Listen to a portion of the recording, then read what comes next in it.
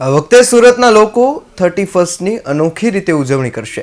સુરતના યુવાનોએ હિન્દુ સંસ્કૃતિ તરફ વાળવા માટે સુરતમાં હનુમાન ચાલીસા યુવા કથાનું આયોજન કર્યું છે, જેમાં જીવન પરિવર્તનની આંધીના સૂત્ર હેઠળ આ કથાનું આયોજન કરવામાં આવી રહ્યું છે।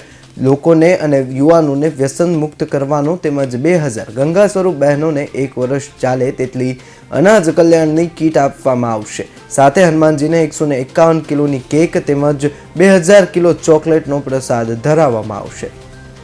શ્રી હનુમાન ચાલીસા યુવા કથા અંતર્ગત જે અહીંયા ભવ્યથી ભવ્ય કાર્યક્રમ થવા જઈ રહ્યો છે, તો સૌપ્રથમ પહેલા તો આપણે જે પોથી યાત્રા છે, તો ભવ્યથી ભવ્ય પોથી યાત્રા થવાની છે, સાથે હનુમાન જન્મ મહોત્સવ થવાનો છે, સાથે સાથે ફળકૂટ થવાનું છે, અને આ ત્રણે ઉત્સવમાં સાથે સાથે વ્યસન મુક્ત પણ થવાનું છે। તો બધા જ યુવાનો અહીંયા વ્યસન મુક્ત પણ થવાના છે। જે પાશ્ચાત્ય સંસ્કૃતિમાં વેળા છે, તો 31ના દિવસે કેમ અહીંયા હનુમાન જન્મ મહોત્સવ મનાવવા યુવા અને યુવતીઓ આવે એ માટે સુરત શહેરની જનતાઓને ભાવભર્યું આમંત્રણ પાઠવીએ છીએ। ખાસ તો આમાં તો મેં તમને કીધું એમ 31ના દિવસે જે હનુમાન જન્મ મહોત્સવ થવાનો છે, તો હનુમાન જન્મ મહોત્સવમાં આખી સુરત શહેરની જનતાઓ આવે અને સાથે સાથે વ્યસન મુક્તિનો જે ભવ્યથી ભવ્ય કાર્યક્રમ કરવાનો છે, કેમ કે ડેલી તો વ્યસન મુક્તિનો કાર્યક્રમ થવાનો જ છે, પણ વ્યસન મુક્ત કરવા માટે અહીંયા યુવાન અને યુવતીઓને આપણે સ્ટેજ ઉપર પણ બોલાવશું અને જળ પણ લેવડાવવાના છીએ। આ સાળંગપુર ધામથી કષ્ટભંજન દાદાનું મંદિર અહીંયા ફૂલ લાખ પબ્લિક અંદર જઈ શકે એવી વ્યવસ્થા સાથે ફાઉન્ડેશન ભરીને કમ્પ્લીટ કરીને બનાવવામાં આવ્યું છે અને દાદાના દર્શન કરી શકે।